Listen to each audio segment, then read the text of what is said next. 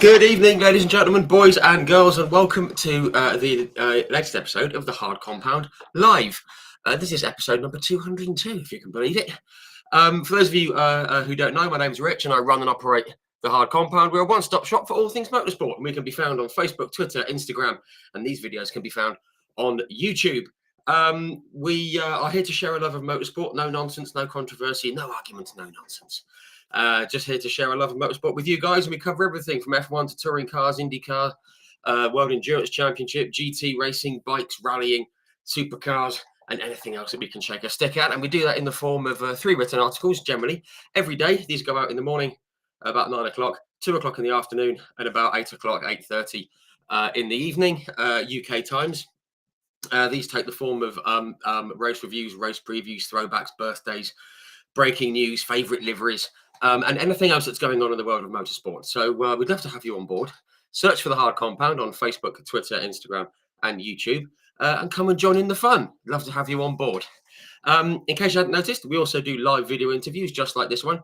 And just like this one, these go out on our Facebook, our Twitter, and our YouTube channel only.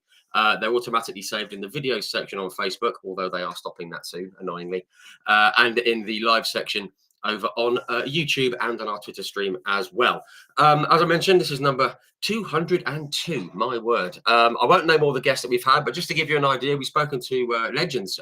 People have come on the show, people like Mario Andretti, Chip Ganassi, Jackie Hicks, Jackie Oliver, guys like Brian Redman and Howden Ganley, and Dave Richards from Pro Drive, Malcolm Wilson from M Sport in the world of rallying. We've had like Peter Solberg has been on. We've had the likes of Dave Brabham and Stefan Johansson and Derek Warwick, Hans Stuck, Gabriele Tarquini, Rickard Rydell, Steve Soper, Ivan Muller, Jason Plato, Uki Katayama, Mika Salo, Ralph Furman just recently with Jan Magnussen, Bobby Rahal, Linson James, Eddie Cheever, Ari Lyndike, Takuma Sato, etc., etc. You get the idea.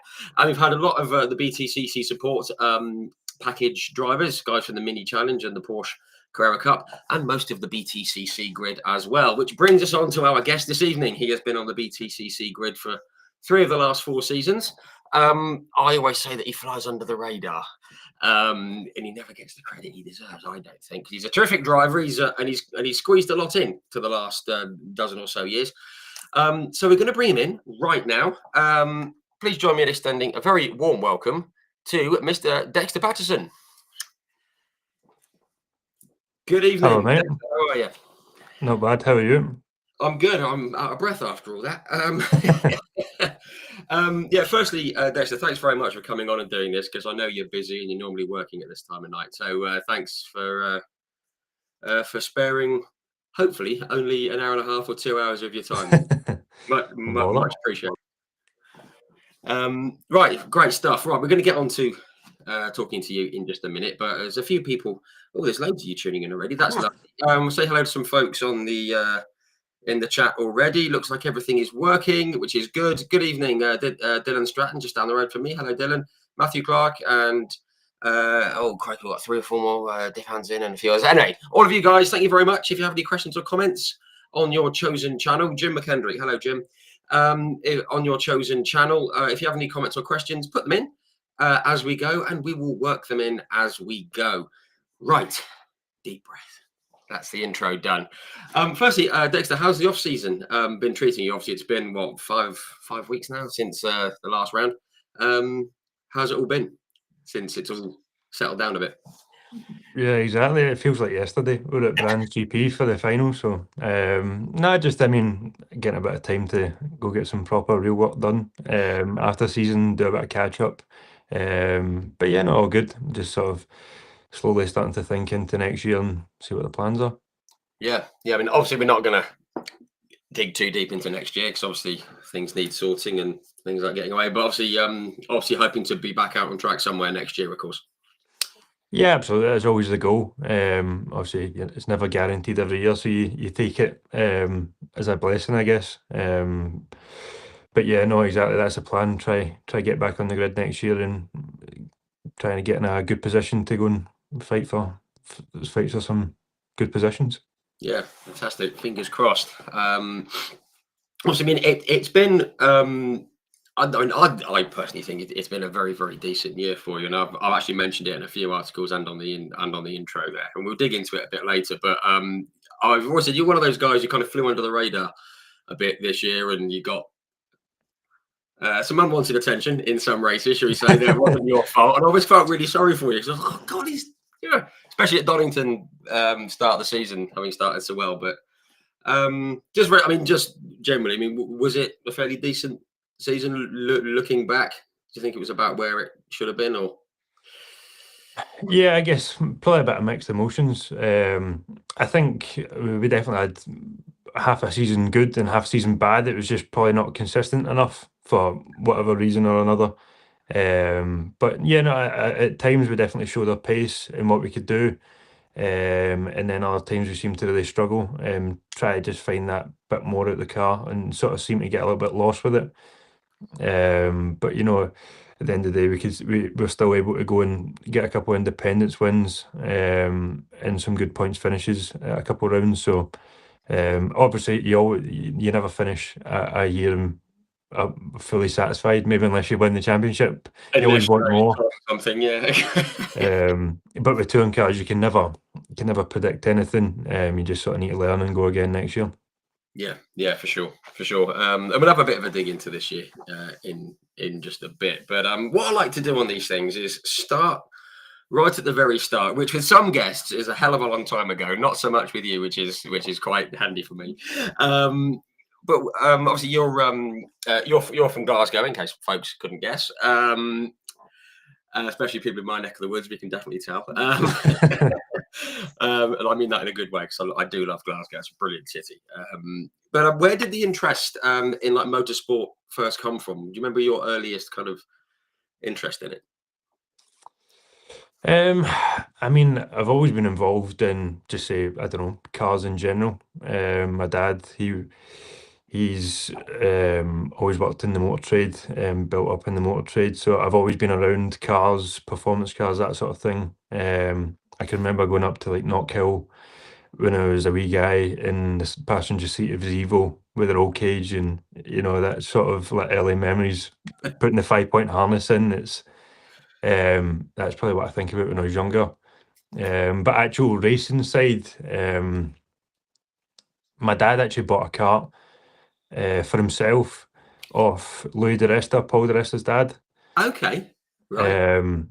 So him and his pal bought a kart. I think he went out in it once, and I must have been there, and I was like, can I get one of them? So he got a Bambino, and then I think that was probably the worst decision of his life, you'd say, financially. It felt like a good idea at the time. Yeah. So, but yeah, no, that's how it originally started.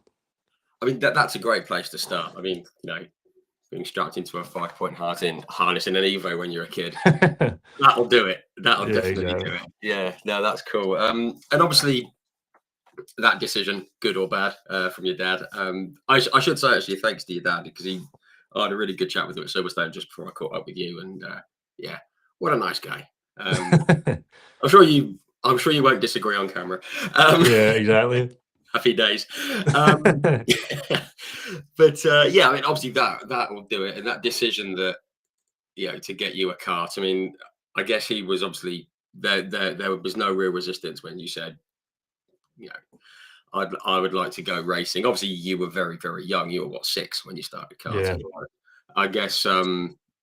I guess he had more say in it than you did he? Yeah, well, I mean, it was probably just to shut me up from asking all the time, because I mean, before that, I had a little 50 quad CC, and it'd always been a Saturday morning. I'd be going through his room, he'd still be sleeping, and I'd be like, "Can I go on the quad?" So I was always into, I don't know, something with 4 wheels, scooter, whatever. But yeah, once I showed an interest in that, then it was. I mean, obviously, like anything, it starts off as a hobby. Every, I don't know, Saturday or Sunday, you're going out dotting about, and then a couple of years later, it ends up turning into something more serious than just a hobby on a Sunday evening. Yeah, sure. These hobbies do tend to take hold, don't they?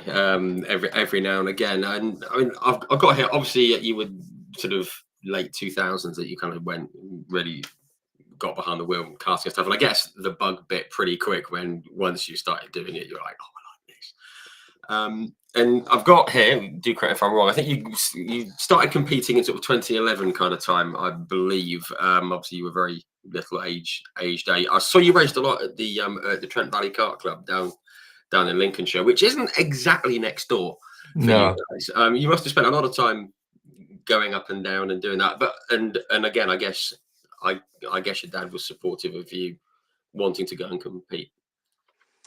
Yeah, exactly. I mean, we probably spent the first year because what at the time it was called Bambinos.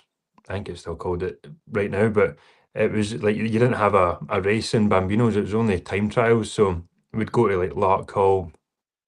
Where was it? Larkhall, Fullbeck, and Rowra for like a time trial.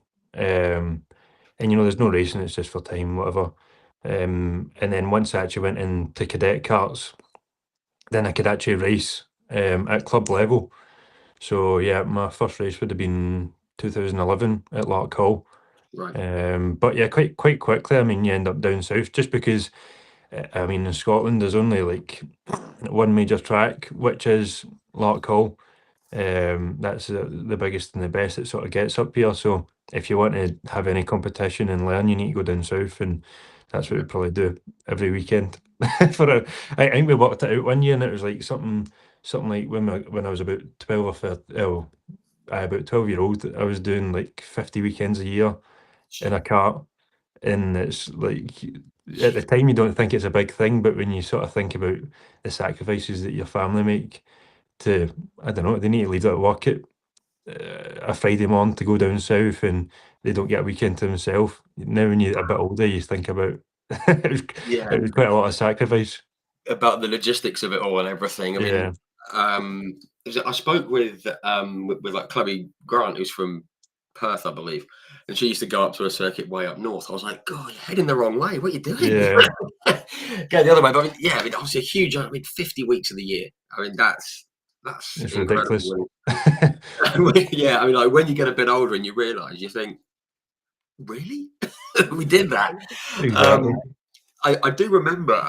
What was the? I think it was Rower you mentioned there. That's the one in the quarry, isn't it? A Yeah, yeah, really yeah. cool location. I think I've been up sort of past it, but I've never been in. But yeah, that's a really cool place to go racing. And all those circuits were great places to just learn. Your I don't like the phrase "learn your craft." I don't know why, but it was that, wasn't it? And Yeah, so much exactly. racing on so many different tracks like that. It's a great proving ground, wasn't it? Yeah, exactly. And I mean, notoriously, the tracks down like in England have always been bigger and better. Because at the time, I mean, Larkhall's only 10 minutes from me, and at the time it was only, I think we were in a cadet, it's like a 45-second lap. Right. Whereas now, I mean, um, David Millstill's bought it, and he's built it into a mega facility. It's an international level track now. Yeah. But at the time, it was just a little track. So by the time you've done that for weekends on end, you need to go and learn something new. Yeah. So obviously Roura's a couple hours away, and it's a lot more of a technical challenge compared to what the old circuit was at Larkhall. And then same when you go to places like PFI at Trent Valley, Fullbeck, Yeah. they're all about similar size. So that's where the good competition is. Yeah, it just sort of like takes it up a level as well. I mean, even when you're young, a lap that's 10 seconds longer over the course of, I don't know, 20 odd laps. That's a hell of a lot more time in the kart, strength and all that kind of thing as well. So, which is, yeah, and I just think like the mileage. I mean, because like Lincoln's quite a long way. Yeah, Lincolnshire, where like PFI is, that's quite a long way north of it. So quite a long way south for you. So I mean, and Yeah. I mean, it's a heck of an undertaking, and obviously a great place to learn. But I mean, when did you first feel really competitive? When did you? I mean, because there's some people say, "Oh, I did it for fun. It wasn't until I was 15 that I really got the Christ. I want to win now." I mean, Yeah. I guess it was a bit earlier for you. Probably, yeah. I mean, I guess anything I sort of do, especially racing, but even building Lego.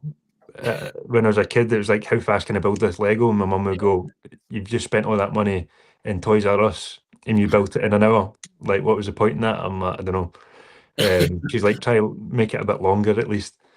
But yeah, but then I you've mean, got that, yeah, but I did it in an hour. yeah, exactly. It's like a competition, but I know once you actually get involved in proper racing, once you get to the time trial stuff, and it's like you're chasing somebody every lap, you can't not be in competition almost. Yeah, Um, and from like I'm sure I won my very first like club race at Larkhall.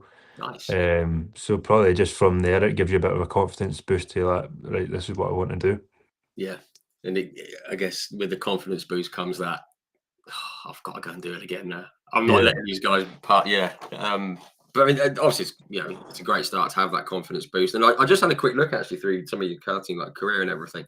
Um, obviously you've worked your way up and through and everything. You were like 9, 10 years old. I saw you took 8th in the Kart Masters GP in the IAME cadet class. So obviously you're holding your own at national level around that time. Is it the following year you moved into like Super One, which was I have seen that's quite a leap because those Super One cars are pretty rapid, aren't they? yeah. And yeah, not. I mean, for what would have been when I got in 8, 9 year old into a cadet car, it's a big jump from a little bambino, and especially at the time, I feel like I guess I was younger looking up, but the level of competition that was racing at that time, it was really strong at the top of the grid. People like Lando Norris, Dean McDonald, some proper drivers. And it's probably quite good to look back at one of those grid lists to see where they are in motorsport now, because it was a very high level. Yeah, for sure, for sure. Um, And again, that just shows, we said about it's a good proving ground. This pretty much everyone has come through the karting world and everything like that. And I mean, I saw it in sort of Super One. You went through there. Was it seventh? I've got here. You took 7th overall, 5th in the Kart Masters British Grand Prix in 14. 15, 3rd in the LGM series in the cadet class, won the Super One championship. Just gonna slide that in there. That must have been good. I mean, obviously you're a young guy to win a championship, and especially like the Super One championship, which is so well regarded. That must have been a great year. Yeah, absolutely, and it was pretty tough. But I mean, like the year previous, it is especially at that young age. Like every year counts so much for experience. When you're racing against, somebody that's 12 to 13, you might not think it's that different, but they've got one year ahead of you, and it's huge, Yeah, especially when you're younger.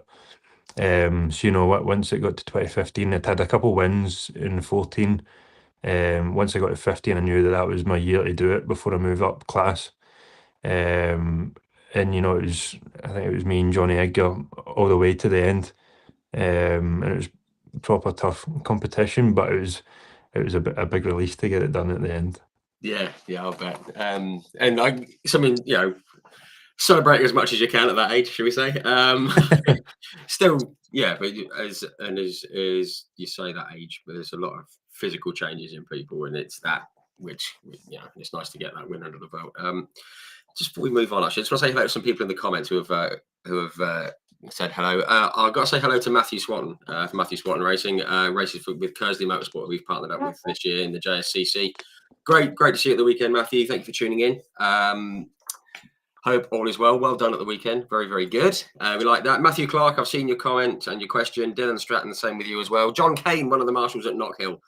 We cannot go racing without you guys. So always appreciate John tuning in and all the marshals. And he said, tell Dexter I hope to catch up with him at some point next year, which would be grand. A former guest has tuned in. Sophie. Hello, Sophie Wright. For those of you in the BTCC may know she was the lady who very unfortunately broke her leg stepping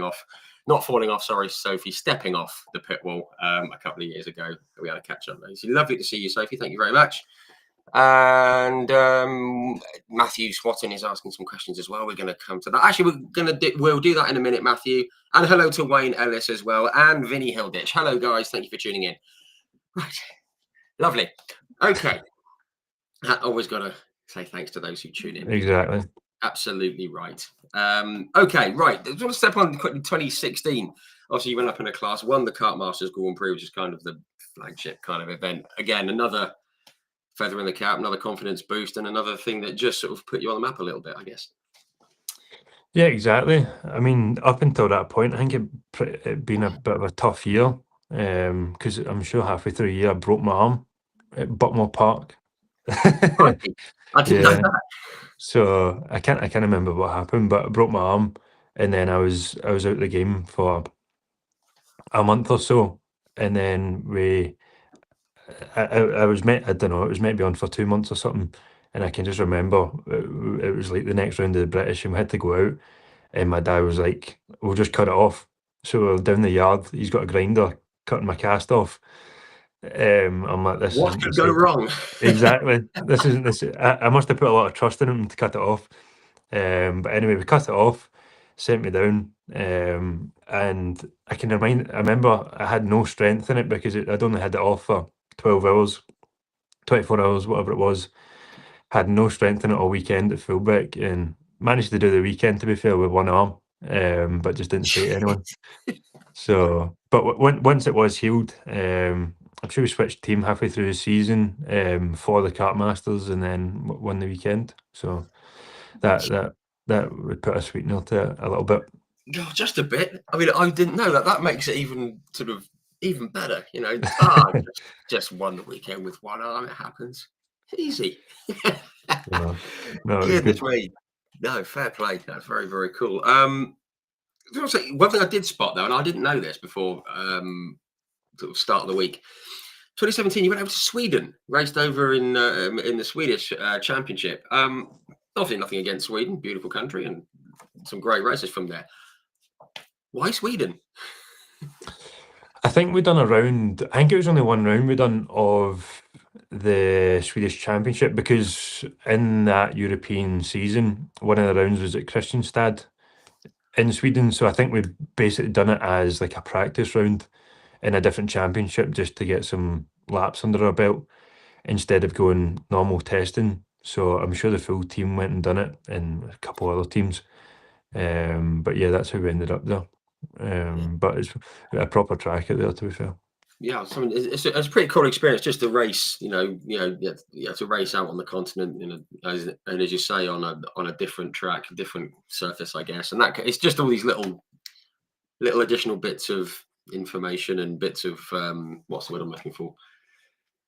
I don't know, just bits of just little extra challenges and stuff that I guess that you Yeah. wouldn't get back here in the UK, which all goes in the right direction. I've also got here you raced in the European Championship, which must have been cool going out and again just some different circuits, different competition. Um, I've spoken to a lot of people from various ages who have raced in the UK and then raced out in Europe. Guys like Terry Fullerton, who we know throughout the centre and all that, karting legend. And he said the first time he got to Europe, he couldn't believe the level of competition and how passionate they were about it. Because it was almost, yeah, it was kind of got to a fever pitch. A few people have said it's just really intense racing out in Europe. Did you find that, or was it just a bit warmer? Yeah, probably a bit of both. No, absolutely. Obviously, when you're racing at the top level of British karting, you've got the a lot of the top guys in the world, because, not to be biased, but a lot of the British drivers, we always seem to be very good. Yeah, But when you go out there, you've got people from all over the continent, whether it's Brazilian, American, Spanish, Italian, come from everywhere. So you've got the elite basically of yeah, every country coming to the one place. So I think that's probably the big difference. Um, and the tracks are mega. Everything in Europe seems to be. I think it's a little bit with car tracks as well. Everything in Europe just seems to be a little bit bigger. yeah, yeah. Why that is, I don't know. More I guess land. they've just got a bit more space, haven't Yeah, they? cheaper land, I think. Yeah, true, true. They can afford to make things a bit bigger.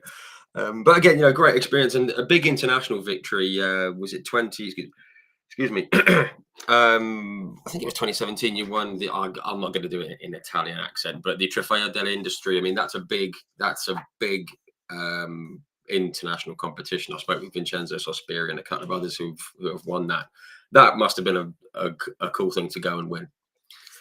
Yeah, I can remember winning all sorts after because that was just after sort of the main season had finished. We'd just won World Championship Mm, before that, and it'd been a tough year prior to that. So I was on quite a big high after winning that.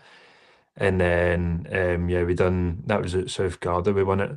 And I ended up winning, like, the prize was like 10 boxes of pasta. It's I such an also, Italian prize. yeah, it was all sorts of stuff. I ended up with like a Bambino cart, a CRG Bambino cart that I sold, and some other stuff. But I can just remember coming back with a pasta as well, and just there's probably still in the cupboard up the stair. There's loads of it. I just love that. And I mean, not to stereotype, but that's amazing. Big boxes of pasta for the we've Yeah, got too much of the stuff. Just give it to the karting guys. Give it to, I don't know, winner of The Voice Italy. They can have some pasta. Give it to exactly. anyone.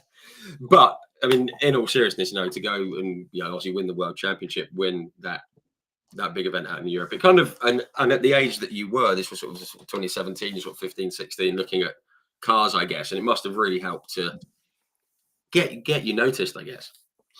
Yeah, 100%. I think because I was a little bit lost probably when I first year in Europe, a little bit lost, hadn't had any good results or nothing like a good statement result.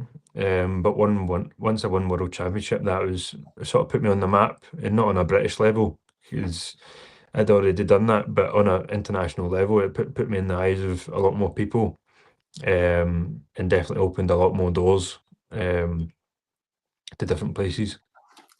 Yeah, which is obviously absolutely vital with getting noticed, where it's so competitive, as you say, people from all over the world and then to be noticed, obviously helps. So let's get forward. I mean, quickly, was it 2018? You raced in the WSK Champions Cup, South Garda Winter Cup, fifth in the WSK Final Cup, eighth in the European Championship, fourth in the Worlds. Busy year for a 15-year-old. That's the thing. It was normal back then. Yeah, Didn't have a normal job. Was just going to school once a week or something. and And awesome. I was living the life. Yeah, Yeah, think back, yeah, that was pretty good. yeah. Not a Um, bad year.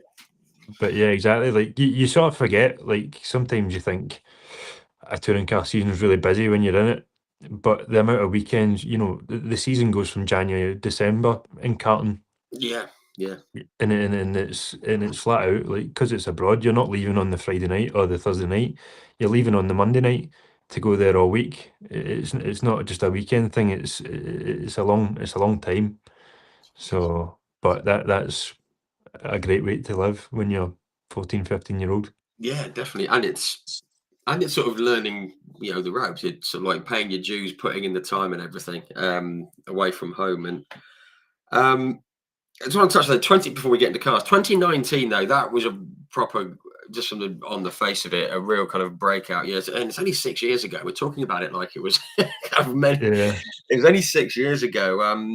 I've got here that you got third in the WSK Euro Series and the European Championship, second in the South Garda Winter Cup and the Italian ACI Karting Championship, and he won the WSK Super Master Series. I think I've got that right. You do feel free to correct me and tell me I'm talking rubbish. But I mean, to do all that and be running at the top end in so many different series and categories and classes and competitions, it must have been a huge confidence boost. Obviously with what you'd already done, and then to put it all together in one season, have success across the board. That must have helped with kind of waving goodbye to karts as well and moving on. yeah, exactly. I mean, that was my a second year in senior karts, so the first year was a big leap into it. Yeah, Because once you're in seniors, it's basically like I think it's 14-year-olds and up. So you're racing against people. I'm sure in 2018, I raced against Nicholas Nielsen, who won Le Mans. Last year? with Ferrari, wasn't he? He's in the Ferrari now, isn't he? Yeah, Yeah. So obviously he's quite a bit older than me, but that's the guys you're racing against. So it was sort of back to that thing of just more experience and learning from them. So once I went into my second year, I was able to, put what I've learned from 18 into 19 and display that. yeah, which obviously paid off. And obviously successful year. You're looking at cars, I guess, at this point because you've kind of done pretty much everything there's to do in karts. That was the year that you were signed by the karting division of the Sauber Junior team, which must have been a pretty cool thing when it came about. Yeah, it was a pretty big deal, especially for me because like some of my teammates from years before had gone into Red Bull, Ferrari, that sort of thing. Mm. And you look at something, you want it as well, whether it's good or bad, you want the name on. Yeah, But no, it was through Kart Republic, the team I was racing for. They had a connection with Sauber. They came to them looking for, obviously they'd just started their junior team for Formula 2, 3 and 4 and needed a karting sector as well. So it was me and Josh Dufek for 2019. So we're still running with Kart Republic, same team and everything, just sort of getting support from Sauber with training programs and stuff like that. And Kart Republic were doing the running of it. that's good. It's just nice to have a bit of extra help and have a bit of a name there as well. I'm sure. We'll come back to that in just a sec. But obviously, 2020, you moved into cars. Now, I was surprised because I do remember your name cropping up in the Italian series, which we'll come up to in a bit. I didn't realise you had gone straight into the F4 UAE series, out in like Dubai and Abu Dhabi and all that. For those of you who know the United Arab Emirates, if you've been, that wouldn't have been on my bingo card for your first place to go racing. How did because I know it was an Emirati team that you did that opening round with. How did that come about? I'm sure it was pretty last minute because we only done one. I think it was the first round of that championship. The Dubai Just Autodrome, wasn't it? yeah, Yeah. it was just sort of before COVID happened as well. Yeah, in January, really early on in the year, wasn't it? Yeah, it was like the one time it's ever flooded in Dubai because the 24 hour got flooded off. I'm like, you're Oh, yeah. joking. The one time I come to Dubai and it's flooded. I've actually Uh, been to Dubai. I was out there and it started raining. And everyone ran inside. It was like, guys, it's rain, it's not acid. And because it yeah, was so warm, and everyone was driving along with the flashes, with the hazards going on at about 10 miles. They were all panicking. Bit of rain. yeah, It was like, I know you're not used to it, guys, but come on. we've never seen it. Yeah. But, Yeah, but yeah. I can't actually remember how about it. It's the team that I was racing for, Excel. Kevin Day, his son Jamie Day, who races GT3 now. I knew from karting, and I think it was just sort of a connection through that. But I'm sure he had about 10 cars or something out at that that one race. Like Crikey. it was a big team for the grid. But yeah, it was good to just get a bit of experience under my belt, sort of out of the way, big open track, and just learning what an F4 car can do. Yeah, and just on that, I mean, was it a big jump from karts into the single seater cars? Because I've spoken to people that have gone from karts into single seaters. Some of them have said they found it easy. Some of them have said they found it a bit tricky. People have found it more difficult going from karts into the JSCC or similar, just because it's a completely different kind of animal. How did you find the jump into, essentially into car racing? Yeah, at first when I'd done, like, I'm sure after the karting season finished, I went and done a couple of tests in Italy, and I was learning at good speed, decent testing time, stuff like that, and just sort of slowly building it up. And I felt pretty good in the car. I think it's all just about building confidence when you're jumping into something so new. Yeah, And then obviously went out to Dubai, and then COVID happened, and I couldn't go out. I was stuck in the UK, and it wasn't really until I went back to it just before we started our season after COVID. I'd sort of missed out on like quite a lot of laps, really, compared to a couple of other boys, and I think it showed just experience. yeah, Like if I think it would have helped if I'd done another 3-4 days to try get into the car and learn a bit more about it before I started the season. But to be fair, even I'm sure the first weekend went not too bad. I was in the top 10 and stuff like that. But just still not that confident in what the car can do. and just try to build that with time.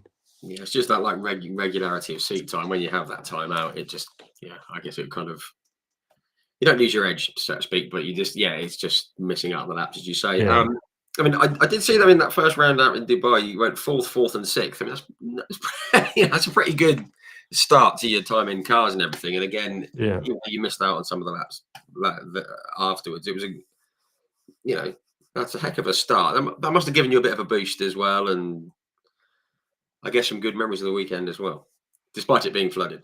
Yeah, exactly. No, it's this thing. It's just it was all there was no pressure. There was nothing. It was just sort of go in, do laps, and learn. Try not get any damage, and finish a weekend. We'd try to do as much laps as possible. And it's probably more enjoyable that way. You know, it's not of. I mean, you're always competitive. I'm sure. I think I sort of remember still not being that happy with at the end of it. But you need to remember at the end of the day, you're only there to learn. Yeah, Especially at that time. yeah, for sure. Excuse me. Obviously, you mentioned COVID hit, and obviously it hit us all. It hit the whole world very hard, and sadly, a hell of a lot of people didn't come out of it. So we're very grateful to have come through it. It's very difficult though when you've just made that first step into car racing and think you've had some good results, and you think, I want some more time with the car. Then it all falls flat. I mean, was there any danger that the whole thing was going to be derailed for the year, or was things already in place for the Italian series once everything opened up again? Yeah, I mean, it was. I mean, everything was sort of up in the air, whether, especially with, I don't know, funding coming in from different places and stuff like that. You know, everybody's in a crisis mode, I guess. And I think that probably showed because by the end of the season, our team went bankrupt, or it Yeah, changed ownership. I can't remember what happened, but it didn't go well. So it sort of ended up quite messy at the end, and that was probably uh, just prolonged after COVID. Try to get it going, and just didn't. The team didn't really have the funds to finish it off. yeah, which obviously, hell of a shame. But I mean, just just into that. I mean, obviously, you went in. We were talking about like Bitech here, who the team you got in with in Italy. I mean, even though you'd missed out on some of the laps, as we've said, you know, pre and during COVID, you also been pretty confident going in because the first round was at Misano, I think, wasn't it? And awesome circuit, love that. It's a cool circuit. With what you did in Dubai, obviously it's a pretty similar car. I mean, you must have been fairly confident going in, thinking I could do quite well here, maybe. Obviously, even though it is just all about learning at the time. Yeah, I mean, you believe in yourself to the highest level at all times Absolutely to right. Yeah. give yourself confidence. But yeah, I mean, Misano was a proper track. I'm sure we'd been we maybe done a day there before we went for the race. And proper circuit, really like it. Nice place. Yeah. I remember it being really weird because it's in like the middle of August and you're just starting your season. You're like, this is so backwards. And after that, it was like proper condensed as well, wasn't it? It was Yeah. all yeah. But Um, cool place to go racing, and it was you in the top 10 in all four. I think it was 10th, 8th, 10th, and 9th for 4 races. It's a pretty solid start to go from there. But I did see that there was like a lot of retirements there after that. I mean, was it like a reliability issue, or was it people using you as a break? Or do you remember what happened there? I just looked at the results and I thought, oh, yeah. crikey, it's not a I great can't, run. I can't even really remember. Probably front wings falling off all the time. I liked a That'll little do front it. wing. But yeah, no, to be fair, the first weekend was good because I just sort of kept my nose clean. I think the Prema cars were like 1 to 6. Like we couldn't get near them in a Yeah, straight line. yeah, So we'd done a pretty decent, solid job compared to even my teammates. So I was pretty happy. But I think after that, yeah, probably just bit inexperience. Just mid-pack mess, probably. yeah. I can't even really remember. Sounds like the series. Yeah, that sounds about right. I mean, but again, it was just that we're learning and racing in that sort of hectic kind of package you alluded to. But I did see though but you raced at Misano, Imola, the Red Bull Ring, Mugello, and Vallelunga. There's some good circuits in there. I mean, were there any that you particularly enjoyed racing on in Italy? Because they've got some proper circuits out there. Yeah, exactly. I don't know. The best on that, yeah. I mean, I think Misano is mega. It's pretty flat. That's the only thing. You've not got much undulation Yeah, compared to like the Red Bull Ring, which is just ridiculous. You go to the you go to the top of the hill and you can see for miles. yeah, Um, I Red hate Bull them. Ring's pretty cool. The weirdest one was probably actually Vallelunga, when you've Yeah, got like a really fast first sector, and then you end up into loads of chicanes and hairpins at the end. It's like really backwards yeah. when you think of I'm, a racetrack.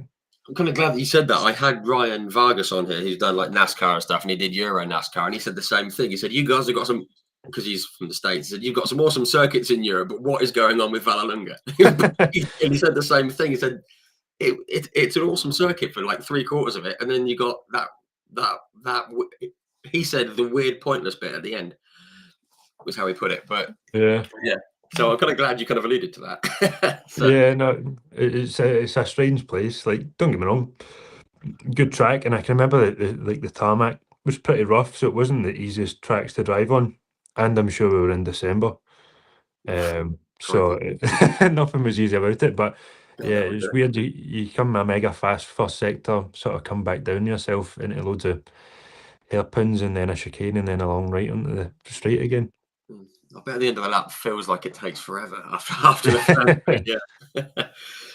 Just quickly on the grid, obviously the results that you had were very good, but on the grid that year, there was like Gabriele Mini was on it, Dino Boganovic, Johnny Edgar, Gabriel Bortoletto, Jack Crawford, Ollie Behrman was in for the later rounds. I mean, it was pretty cool to go up against those guys. It was a proper talented group of youngsters, wasn't it? Yeah, it was a good F4 grid, and some proper drivers that are in F1 now. But that's probably about the only bit I struggled with. I'd went from competing every weekend at the top level in karting against these guys the first year of F4, a little bit lost, struggling to just get any pace out the car, Yeah, and it was probably that's probably the one bit I struggled with the most. Just try to build confidence in yourself to go, you're used to racing these guys at the top of a karting grid, and now you're not really anywhere near them in an F4 car. yeah, yeah, So that was probably the hardest bit. yeah. No, I'm sure. I'm sure. And obviously the gaps between races and all that kind of stuff just throws things out a bit. 2021, were you looking at sort of staying in Italy or international, or were you kind of thinking about coming home, so to speak? Or was it just seeing where the opportunities were for 2021? Uh, I'm sure once we got to the end of 2020, we'd sort of got a point where budget was sort of at the max. Obviously, Sauber Academy was helping us in 2020. Sure. But it was only really down to they'd cut back a lot on the budget compared to when they first started. I think we started with 10 of us, and then it ended up just me and Tail Pusher at the end. Okay. So for 2021, there wasn't really any funding to go in. Right. Which at the end of the day, they need to put their Formula One team first before they can put money out in extra places. Of course. Um, Of course. so, and don't get me wrong, the guys from Sauber were absolutely brilliant with me. Fred Vasseur and Bert were top guys. Yeah. I got a lot of respect for them. It's great. But yeah, just us personally to try and make the jump into something like FIF3 without any support is just impossible. I think, yeah. I mean, I'm not going to say the numbers, but I spoke to someone last year, and they were looking. Someone they knew was looking to get into F3, and it's just eye watering. It's just, Yeah. um, yeah, plenty of zeros at the end, shall we say? Which weirdly, it's the zeros that make the difference, isn't it? At the Yeah. end. So no, that's fair enough. But so you ended up coming back and getting into GB3, which was then the BRDC F3. I can't remember whatever it was. GB3. Yeah. We'll call it GB3. It's easier. With like Douglas Motorsport. How did that one all come together? Obviously budget, but why Douglas Motorsport? Because they're a good outfit.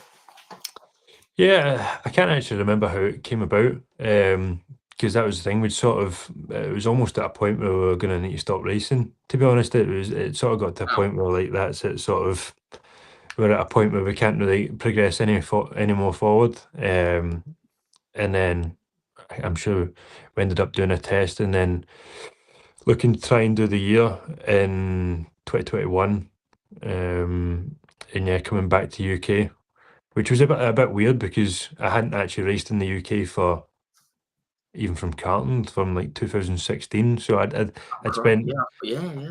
I spent like, what's that, about 5 years something in Europe to then come back to the UK was a bit weird because I'd never actually I hadn't even driven. I think I'd done like 5 laps at Knockhill at that point. I'd never really been around any tracks. Oh, right, because it was all karting stuff, wasn't it? So you hadn't been to Yeah, any of the proper circuits, as it were. exactly. Not the kart So circuits aren't proper, but just want to put that out there. But well, yeah, it feels kind of weird, sort of like you saying that, because obviously just that's the route you took. Completely new circuits to learn and everything. I want to say you were teammates with like Rima Jafali, if I remember correctly. How can I put this? I mean, given the historical prejudices, should we say, in her country with regards to gender and what people can do. She's done amazingly well just to yeah, get into racing and everything because where she's from, women aren't allowed driving licenses, or they weren't at the time. And I mean, it's pretty amazing what she's achieved. And I mean, how did you get on with her? Because she comes across really nice. yeah. No, she's as you see, she's actually a really nice girl. Yeah, Um, Obviously only spent sort of half a year with her. But yeah, because I didn't really know any of that stuff. I was pretty young and don't really look at what's going on in the Middle East all the time. But you learn. I actually learned quite a lot, sort of hearing her story and what it's like. And I'm sure she was the first Saudi woman racing driver. yeah, Um, so yeah, no, mega impressive. And she was sort of in the same boat, learning all the tracks and um, learning all things single seaters at the same time as me. yeah. It's nice to have someone in the same boat as you. Obviously, it's good to have somebody with experience, but also if someone's going through the same thing as you, it makes it a bit easier. Um, how did the GB3 car compare to the F4 car? I mean, I guess like another step up, just a bit more power and stuff like that. Yeah, it was. I mean, because I'm sure the tub was actually the same car as the four car raced in Italy. Okay. It was basically bolt on with a different engine, with the Cosworth engine in it, and naturally aspirated instead of a turbo Abarth engine. Um, so it was actually nicer to drive with a naturally aspirated again. It's sort of almost a bit more similar to karting because that first year of learning how a turbo coming in the dry wasn't really an issue, but in the wet you need to predict it a bit more. Whereas at least with something that's NA, it's a little bit more predictable. Which was quite interesting to learn, and it's a quick car for a UK circuit. Especially when you look at the GB3 car now, it's pretty big. But when you take a GB3 car around Brands GP or something, it's pretty quick at the back. Yeah. Yeah. I'm sure it is. Excuse me. I do love that bit of the circuit as well. Bit out the back. It must be good fun to drive in a GB3. Yeah. Just well, talk about brands. Actually, I mean that's where the season started, I believe. I mean, you had two strong races to start. Race 3 got onto the podium, just your third race. That must have been, again like a real kind of confidence boost. To be in a new series, first round up on the podium, that must have felt good. Yeah, I'm sure it was a pretty just solid weekend. It was nice to get some silverware in a single seater for the first time. A bit of confidence, and yeah, it was looking not too bad. We still didn't have the pace to sort of be fighting for, you know, first every weekend. But it was just sort of building into learning the tracks, and that's probably would have been helpful if I'd went and done British F4 before going to that instead of doing the backwards way. Knowing all the Italian tracks and then coming back to try learn British tracks is not really the way to do it. But yeah, I'm sure it was a decent weekend. Yeah, it sounded a good start. And excuse me. I want to touch on Silverstone, not for too long, because it was a bit um, lively. Should we say lively? Basically, there was, for those who don't know, there was a collision with, it was Bryce Aaron, wasn't it, the American guy?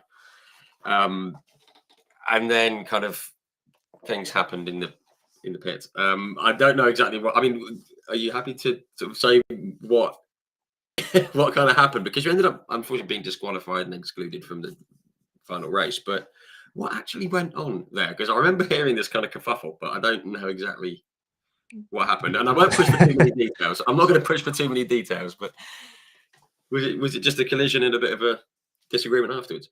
Should we say? Yeah, pretty much. I think it was probably blown up a little bit more after it than what it really was. It was just probably some choice words from myself. Maybe wasn't the best thing to do at the time. In the moment, it happened. Yeah, no, I think it was just when I look back, I was just angry.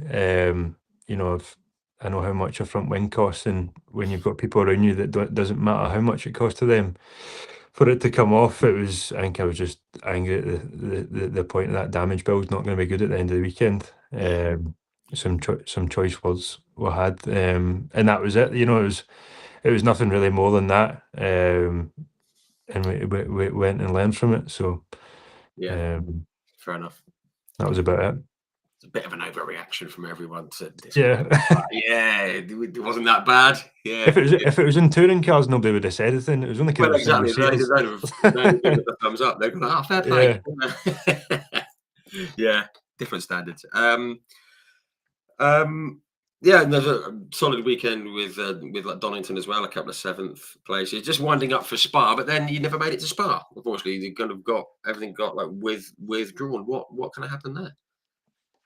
Yeah, I think we'd sort of had a set budget for the year, Right. and that set budget by the middle of the season had been increased. So we had to we can't just keep adding money on for something that we've not planned for at the start of the year. Sure. So we done Donington, and then stopped. And to be fair, that was almost sort of a point again where we were like, we've not got more budget to go and put into anywhere else. But then I can't remember how the opportunity came about to race in Formula Regional at Spa. Yeah, so you did get to, you got there a bit later. I got to Spa in a different championship. But to be fair, it was actually a really good weekend because I'd never driven the car before, Formula Regional car, mega big grid at the time, and I'm sure we finished. I can't remember. It was either top 5, top 7, something like that. Yeah. It was the first ever points for the team because it was a back running team with Monolite. I think it was one of the first years in the championship. So I remember the guys being pretty happy to finally get some points in their name. Yeah, fantastic. Yeah, you got like the new guy comes in and gets some points, and at Spa as well. I mean, I actually went to Spa for the first time earlier this year. What a circuit! I mean, obviously we all know it from F1 and 24 Hours of Spa, things like that. But you could race anything around there, and it'd be awesome. I mean, it's just an amazing place, isn't it? I mean, it's amazing enough just being in that setting in Spa and everything outside the track, but being on track, it must be awesome. It must be an awesome place to race. Absolutely. That was my first weekend ever driving there, and I can remember just sort of being in awe of the place. First time going up Eau Rouge, and it wasn't flat, and then I think we probably got it flat by by qualifying, but it's some place. And going back there last year in GT4, when the 24 hour of Spa was on, incredible atmosphere. Yeah, it's fantastic. I mean, it's probably the only circuit I've been to where it doesn't matter if there's nothing on track. you just look around and just, it's an incredible place. Yeah, I mean, fair play for going flat up over Rouge and Radion as well. No way you'd get me going flat in anything up there. But obviously, like a great weekend as well for the team, which helped. And you did a guest drive in the Euro Formula Open series with DriveX at like Catalonia, another underrated circuit, I reckon. I've been a couple of times. How did that one come about? And was it like a circuit you enjoyed? Yeah, I can't remember again. But it was literally just sort of jump in for the race and get back out again for the last round. But what a car it is. I didn't realise the jump between a regional car and a Euro Formula. A regional car's it's bigger and it's probably got more power, I think maybe. But but it's pretty heavy. It doesn't seem as much downforce. Was I got in that, and like you're just dabbing the brake and right into turn one, and I can remember my neck being on the the side of the car around the long right. Um, I think it was that turn three at Barcelona. It was Yeah. ridiculous how much downforce it had compared to anything I'd driven before. Right. It's kind of felt like it kind of stuck a bit better. Yeah. Yeah. That's cool. Cool circuit, and I didn't realise there was such a difference between the two cars. Right, time's ticking up, but we into the BTCC. We've got to talk about the BTCC. A few people have put some comments and questions here. Firstly, we just lead into the BTCC. I mean, had touring cars and GTs and stuff been on your mind for a while, or was it just again budget? Because single seater, once you move up, bloody expensive. Was it looking around to see what else was around? Were you looking at anything in particular, or was it just the opportunity that came up with the BTCC? Yeah, it was more of just an opportunity. So obviously in 2021 we just sort of dotted about, hadn't done a full championship, just sort of taking a drive where here and there where we could get a decent deal for a weekend sort of thing. And looking at the options for 2022, we knew we couldn't try and go and build a decent package to go FI F3 regional Euro Formula. It just didn't have the budget to go and do it. Yeah. So to be honest, we'd sort of just went quiet again, and then the opportunity came to test the Laser Infinity at SNET, I'm sure it was, at the end of 2021. And yeah, I think certainly just won the championship in it, and it was a rocket ship. Yeah, I'll bet, because this was before the troublesome hybrid came in, which we'll touch on, but must have been cool getting in that car. Obviously completely different to what you'd raced before, and as you say, championship winning car, went like hell. Were you kind of sold on it straight away when you got into it? You thought, oh yeah, this is pretty good. Probably, but it was so unknown to me as a car, because obviously I've always watched touring cars on a Sunday. If I'd go in the living room, my dad'd have it on. Something was always got. I liked watching, the F4 races as a support races and stuff like that. And I'd always kept an eye on the championship, but I never actually really seen myself as, that was a route I was going to end up in. Right. Just because I'd never been in a tin top car really. I didn't went down the general route, which takes you to touring cars. But when the opportunity came up to do that test, obviously took it.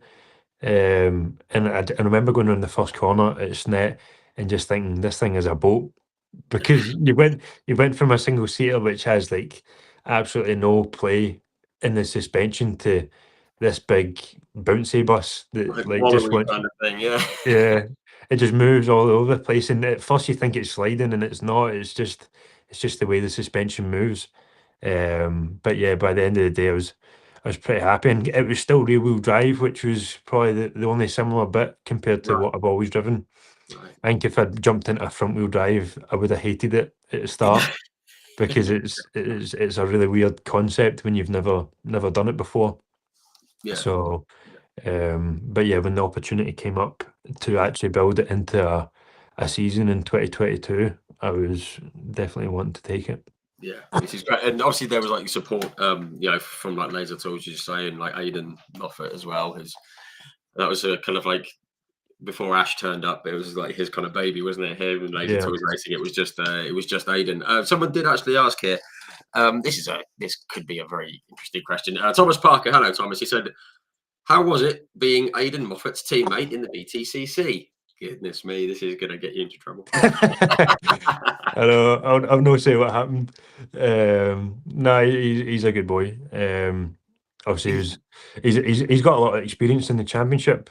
And for someone it was so young at the time coming in, he really tried to help me as much as possible to pass on what he's learned over however many years. He's pretty old now, isn't he? So he's been there for decades. Yeah. And he's not even 30 yet, is he? I don't know what, but he's been there for a while. But And he is the busiest man I know. He is so busy. He's just always on the phone with his business, and even at like race weekends,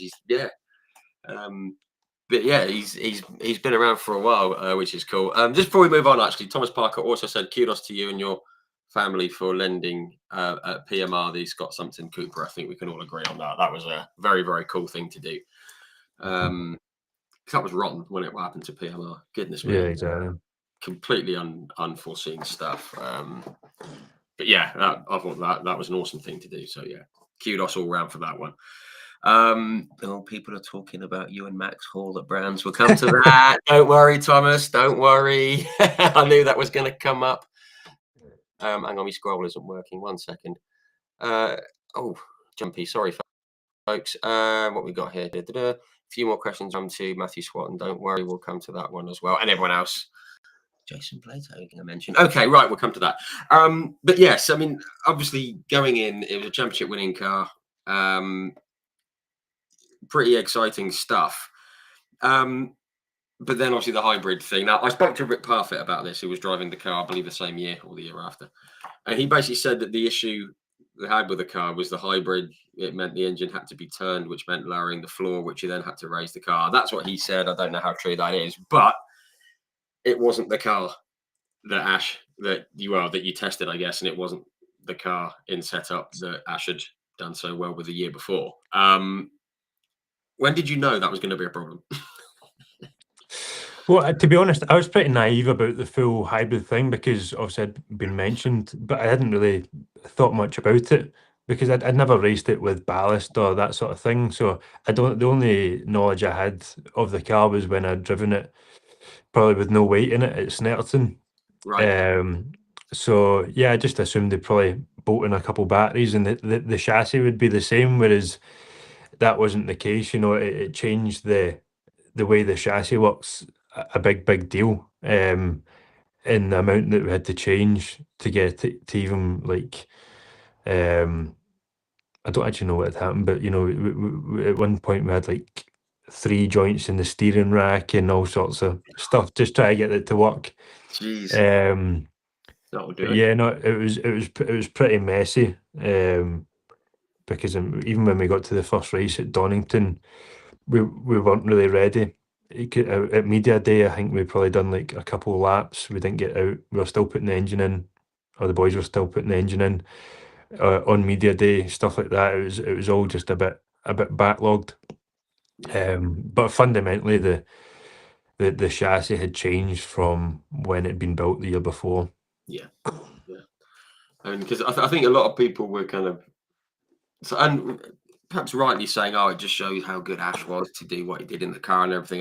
But I was just thinking, no, there's got to be more to it than that because the car doesn't just drop off the way. Because like Aiden, struggled in it as well, and he'd had a year in it. And yeah, I kind of thought there's got to be something going on. And when Rick said that, I thought, well, that would do it. And with all that was going on, I think you did well to get in the top 20 3 times in the opening round. I mean, I thought that was pretty good going, given what had gone on.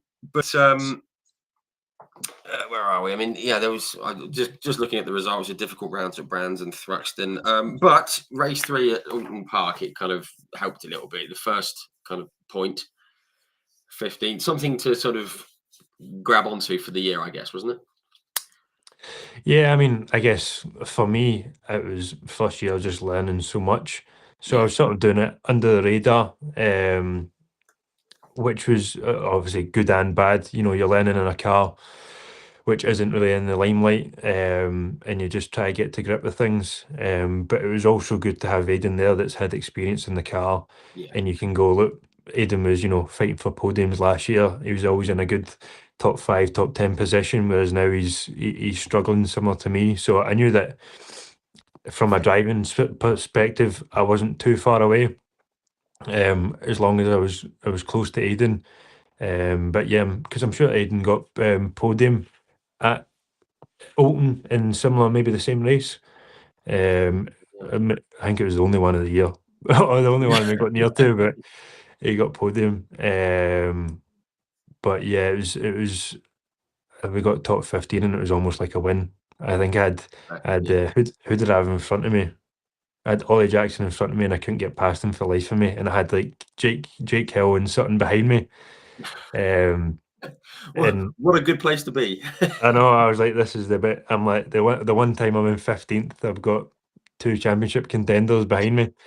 And I remember Ash not being very happy when he came off because I'd basically defended for my life, depended on it for a 15th place. Nothing wrong with that. Exactly. Absolutely not. I mean, it's all for position, isn't it? It wasn't like he was way off and coming around to lap you. It was, all fair. I can see why he's a bit annoyed because he's in a title race, but you've got your race to run as well. So, Exactly. yeah, But no, yeah. And it's just nice to hear that it felt like a win given how the season had started and everything. It was great. And of course, you went a place better on I'm Saw at Knock Hill. I'm sure you raced in GB3 at Knock Hill. It was obviously first race in the touring car, which is the big weekend, isn't it, for for Scottish motorsport. Must have been great to get your best result so far with 14th at Knock Hill. That must have felt like like another win, I guess. yeah. Well, that's it. Well, we didn't actually do Knockhill in GB3, and Did you not? no, and Oh no, it's a different. Yeah, sorry. Yeah, from the British yeah. GT calendar. So that was actually my first time racing at Knockhill in a BTCC race. So it was That mad. pretty big, and it was Yeah, probably I'd still never really done many laps around the place, and people always think it was my home track, whereas I'd probably done more laps of Silverstone than I had at yeah. Knockhill at the time. I mean, I suppose it is geographically, but that's about it, isn't it? It's Yeah. So, crikey. but no, it was a good because I'm in qualifying with a hybrid motor or something go. So we started at the back and then had to work our way through like usual. Um, but yeah, no, that's the thing. Picking up points at the time was a really big deal. From a pretty tough season. Yeah, for sure. And obviously, and as I say, nice to do it. At your we'll say your local circuit rather than Yeah. we'll say that. And just quickly on Knock Hill, I mean, I think us like southern softies, we sort of say, it's always cold, it's always wet, but it's a brilliant place to go racing. It's a fantastic little circuit, and anyone who's been will say the same thing. And it's a cool one to to race on because it's short and punchy, and you've got undulations and the mental chicane over the hump there and all that. I mean, Yeah. it must be great fun to drive.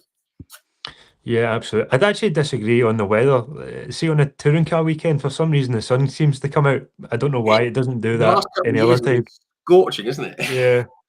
I think that's only So, because I've only been in 2019, and it's yeah, the the only 1 year. time that I've ever wanted to go to the merch stand and buy woolly hats and gloves. And it was freezing. We were down at Duffer's Dip. It was so cold. But then by the afternoon, we were in t-shirts down by the hairpin. Yeah, So it's got its own climate zone. yeah, Um, yeah, yeah. but no, But absolutely. I don't think there's a better type of race car to drive, not kill, than a touring car.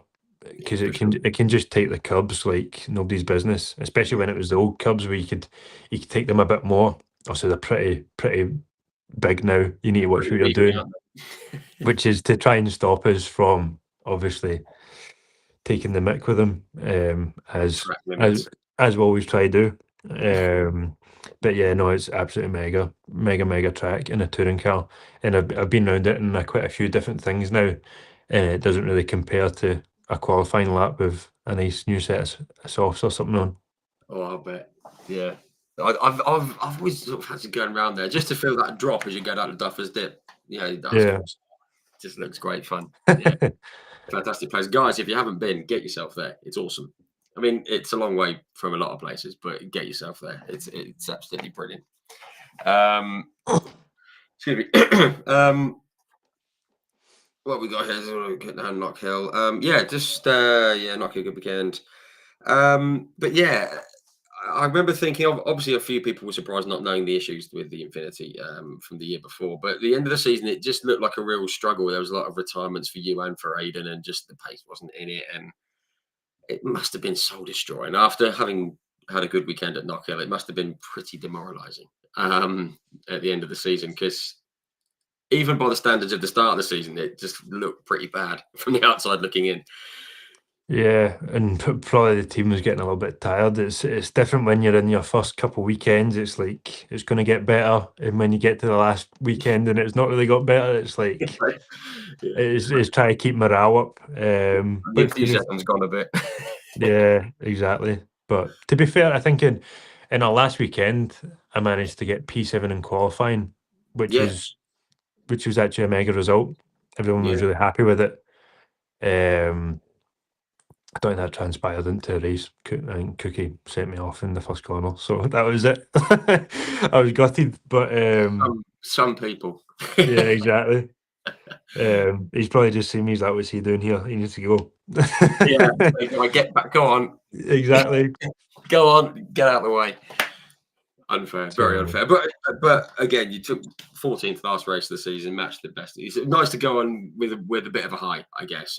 Based on the season, nice way to end the year, I guess. yeah. 2023, and obviously, like the Infinity was gone, which I'm sure you were heartbroken about. The Infinity, it hadn't quite worked that year. The Infinity was gone. Unfortunately, Laser had gone with and gone to Jake and WSR and stuff. Did that initially pose a problem for trying to stay in the BTCC for the following year? Because obviously they provided a lot of like backing, both financially and like technically as well. Was there a point where it might have been a bit tricky to get back into the BTCC for 2023? I mean, always, I guess in the winter, it's never ever guaranteed. What's going to happen with Laser? They supplied more support to the team financially than me personally. Right. Good bunch of guys, to be fair. I really like the people at Laser. But yeah, I guess it was. I guess it was Team Hard that was really running the Laser team behind the scenes. Yeah. So that when they went, it was just sort of loss of backing. Yeah, I forgot they kind of did a job. Yeah, forgot about that with Rick and everything. Yeah, gotcha. I forgot that bit.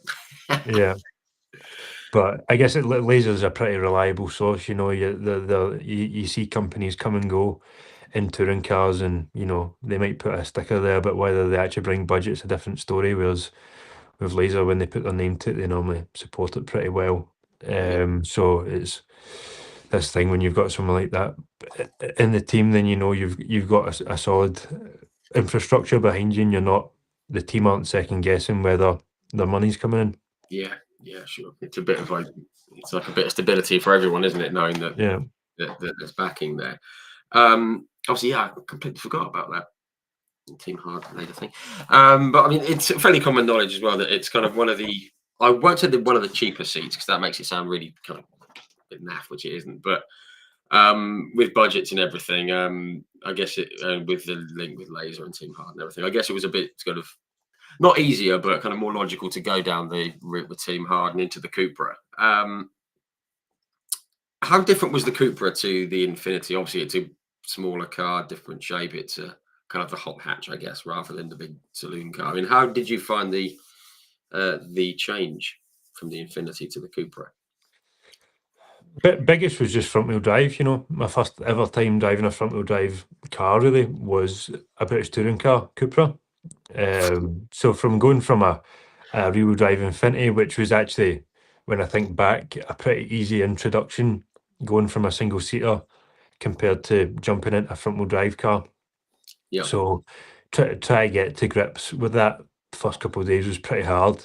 yeah, Just because it's not, and you know the way you react to stuff is so different compared to what your brain thinks it's going to do when, I don't know, you lose the car going down Craners or something. Instead of coming off the throttle, you need to whack it on, and it's sort of like backwards thinking. But you know there was good points with it where, I don't know, just say the brakes, you can, in the front wheel drive car, especially the Cupra, you can mash the brakes and be confident with it. Whereas with maybe a BMW or an Infinity rear wheel drive, you need to watch for front locking. So you had that sure. luxury of being able to be hard on the brake and try and make a pass that really needs to be on the edge. It was a bit easier in that sense. Yeah, And probably actually in terms of racing, combat is a bit easier because you can get away with a lot being a bit more messy, which isn't maybe my sort of style. I prefer to be a bit more smooth, Yeah, just yeah, from how I've been brought up in racing. and from the back. Yeah. Whereas in a front wheel drive touring car, you can get away in a race situation with just being a little bit more feisty almost, and not worrying if somebody taps your back end, you're going right round. You can sort of, it's a lot easier to save almost. Yeah, yeah, sure.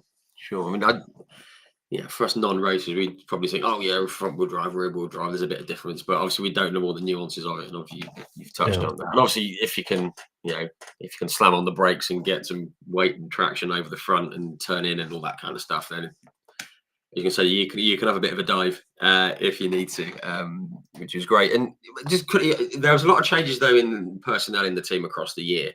But you had like Jack Butel and Bobby Thompson and Creasy, Nick Hamilton, Dan Lloyd, those kind of guys around.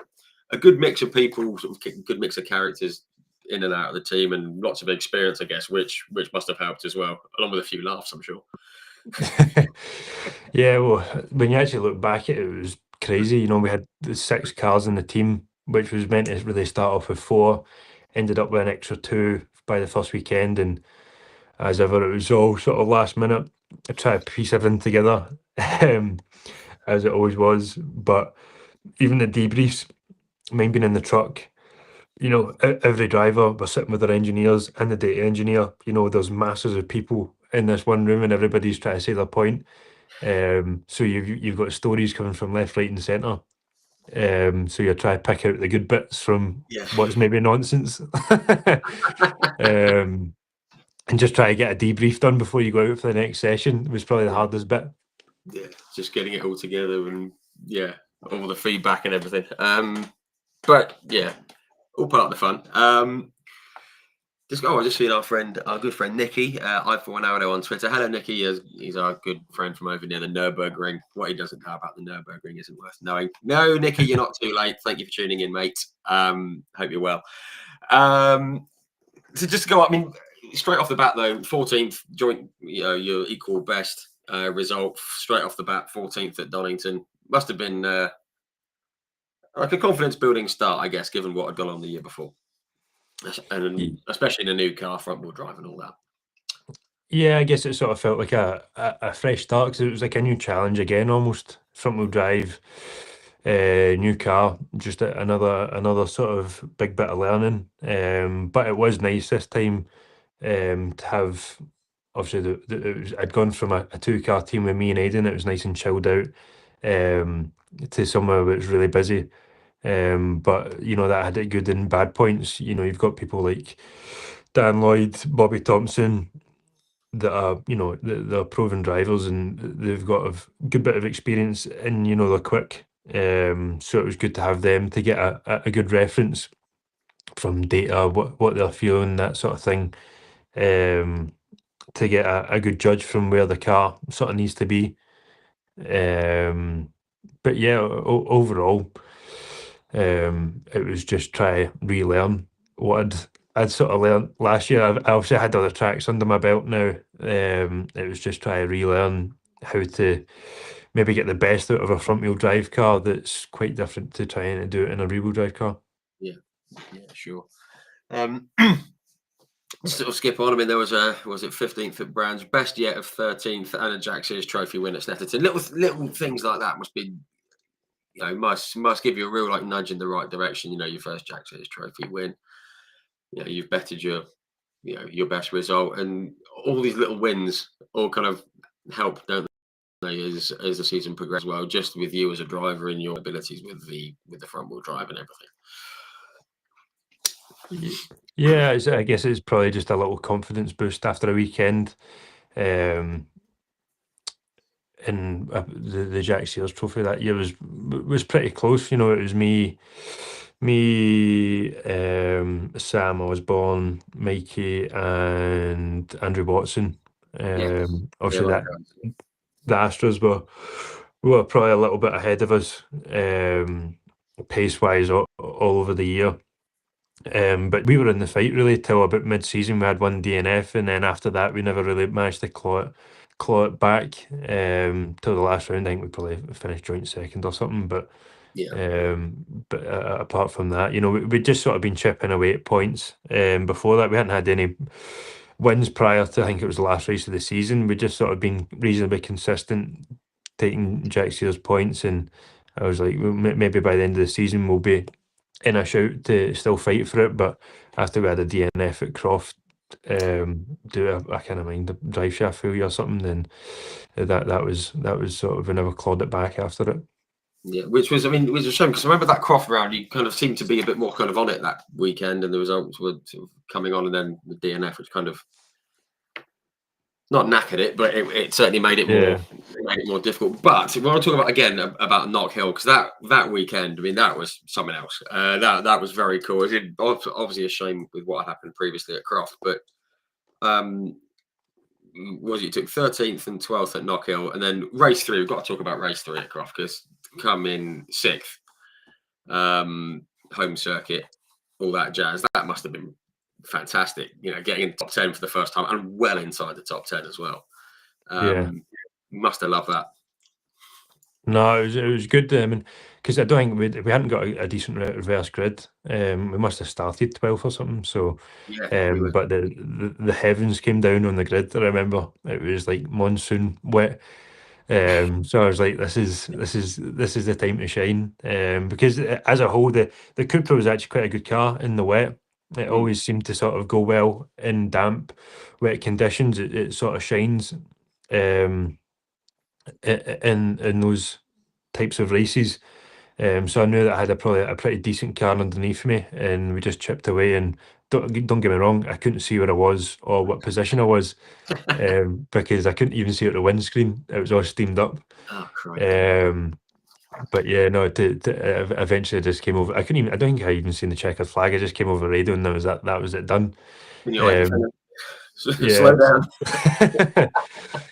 So, but no, that was good to just get a good solid finish in a pretty tricky race.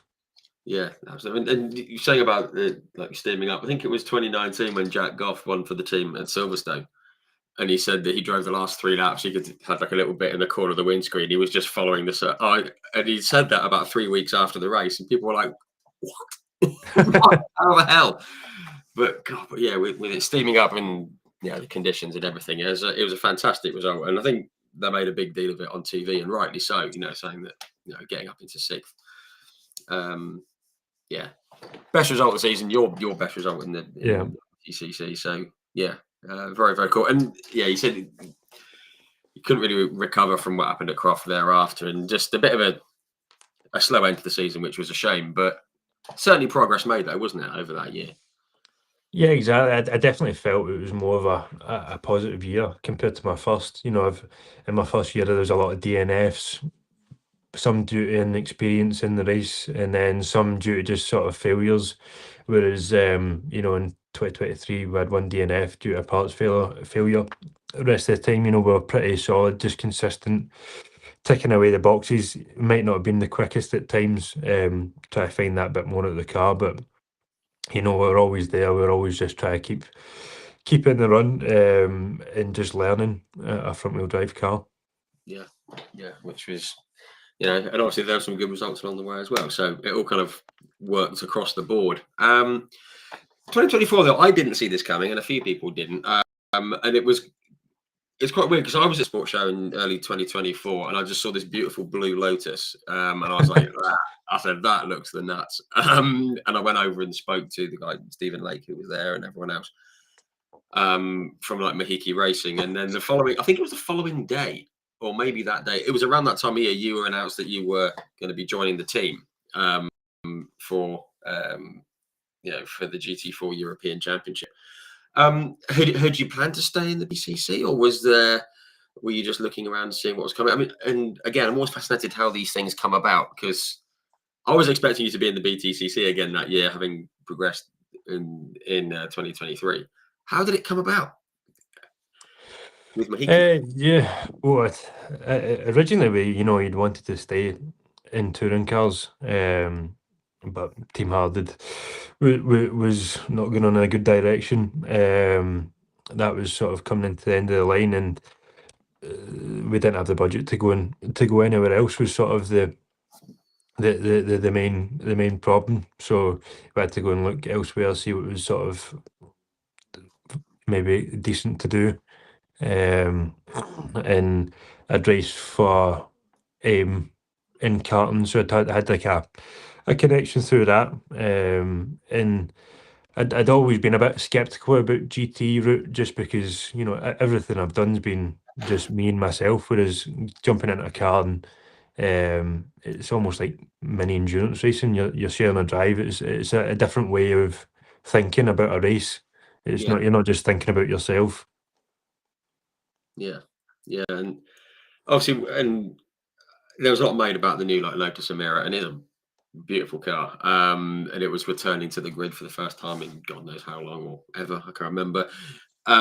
New car, new team, new challenge, and I guess that was kind of the appeal of it. It was like, well, everything's new, but perhaps not so much pressure on it. Something, an opportunity to try something different, perhaps. Um, and I must admit, when I saw the car, I wanted to get in it. So I guess you must have done as well. Yeah, I think it's a proper good looking car. But yeah, I guess it's something new. It can either go really well or really wrong, or just it's just a big learning curve. Yeah, So no, I was excited to get in it. But yeah, we sort of spent all year doing development, try to make every bit of the car solid, because yeah, I don't think the team or Lotus had had the luxury of being able to test it sort of out the way for a year, yeah, out the limelight. So once we put it down for the first test, and I think it was Aragon at the start of the year, we were always finding new bits that we had to improve. That's nothing on Lotus. It's when you build a brand new car from scratch, it's all just testing and development. So, yeah. we sort of spent all year finding what bits work and what bits don't. Yeah, yeah. It kind of felt like one of those. I mean, I know, with all due respect to the team and everything, I got the impression just from seeing a couple of interviews with the team boss, he had that look at the end of the season of that was a bit more than we thought. Kind of one of those. Yeah, not that they underestimated it, but I think it was quite a taxing season for the team from what I could Yeah. see. But as you say, it was like a season long like testing, like development session. But I mean, but you got to, the results weren't what you wanted them to be. But you raced to Paul Ricard and Misano, Spa, Hockenheim, Monza. I mean, it's not that bad a year if you're racing at those circuits. It Yeah. must be pretty cool. Yeah, no, from a racing side, it wasn't very good. We didn't really get to do many laps at all. But from a holiday side, it was good. Got to go all the best racetracks in Europe. But yeah, no, it was a shame really, because I think Lotus is actually a really good brand. It's got a lot of history, and Yeah, there's yeah, a lot of good guys there that are doing it. It's just all the testing was done in the limelight, sort of thing, yeah, which was a shame, for the guys that had originally built the car. But yeah, no, don't get me wrong, we got to get some pretty mega race. As I was saying before, that the Spa 24 hour, being a support for that race is something else. Being able to drive like down the road into the town with the GT3s and all the classics and everything that was racing that weekend, it's a proper mega event. yeah. One hell of an experience for sure. And just another like string to your bow as well with racing. Coming into this year, in 2025, return to the BTCC. I mean, you said you were hoping to stay in it before. I guess it was a easy call to make once there was the option, to do so. With unlimited motorsport, obviously, like Bobby Sharpless is in charge, and he was wanting to expand the team. They had a decent first year with like Daryl. Was it kind of the obvious place to be aiming for once you were aiming for the BTCC this year? Yeah, I guess it was sort of an obvious connection. A lot of the guys that are at Unlimited I've worked with before at Team Hard. and there was sort of a connection through that. So when there was opportunity to go there, you know, at the end of the day, it's not the most expensive seat on the grid. Doesn't mean it's a bad team. It's just, you know, the budget that we need to run to is that. And yeah, but Bob and Matt that run it are two proper guys. I've got a lot of time for them. Yeah, I've got Um, obviously he's a good guy. you know, proper nice guys, and you know they want to do the best for the team. But yeah, no, it was a good viable route to get back into touring cars. Yeah, for sure. And then obviously kind of late in the off season, we got like Rocket on board, who obviously had been in the series before. Sort of good to get them on board and sort of with some support. And also the livery. There's something cool about your car. It's just this simple livery, but it just looks the nuts. It's a cool looking car as Yeah. well. So that helps. Yeah, well, I mean, obviously they've been on Rocket's been involved for years before, but they've been away for a little while. But yeah, like Jake Kills car from what would that have been 2022, which was similar, sort of. I think it was like matte black with a white, sort of similar. You know, it's pretty simple, but it stands out at the end of the day. So from a sponsor and partner's point of view, you know, that's what you need. And I think it looks pretty stealthy on a Cupra. Yeah, it does. Looks kind of mean, which is cool. Now, I mean, like we spoke at the Autosport show. I actually did a little interview with you, didn't I? Which was filmed. That was a bit weird. Yeah. Kind of cool. And like you kind of said then at the start, you were looking for like Jack Sears trophy wins and hoping to sort of push up into the top 10, things like that. And I thought, well, yeah, you know, fair enough. But then in testing, it was kind of borne out. Like you and Max particularly were pretty rapid in testing. Was it Croft and was it Snetterton? Was that? I can't remember. And obviously, yeah, we can't be too much into testing times, but it must have been a real encouragement being back in the BTCC. The times you were pumping in must have been a big encouragement going into the season. Yeah, it was good. I mean, that's the thing. When you've been in touring cars for a couple seasons previous, you know that testing times are a lot of nonsense most of the time, and Yeah.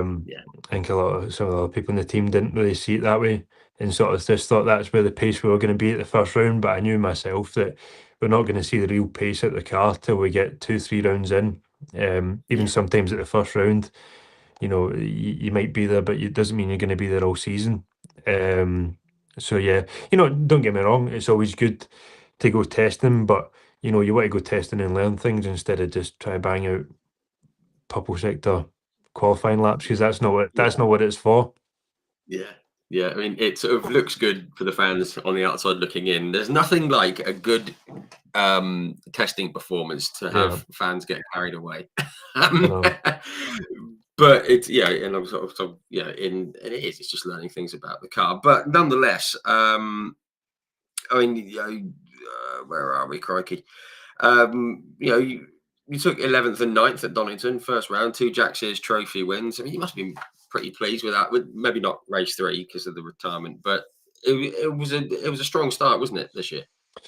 Yeah, it was actually a decent opening round because we didn't get in qualifying due to, can't remember what happened, but boost sensor or something went down literally before we went out, and because of the qualifying format so tight, you know, we didn't manage to get out. So back of the grid, through decent into the top 10 by race 2, and should have really finished off the day with a Jack Sears trophy, but the brakes failed, I think, about second last lap, and just missed taking out Sam with me. I was trying to aim away from everyone, but yeah, no, I was trying to pump the pedal for laps and laps, and then it just got up to a point where it was way too warm.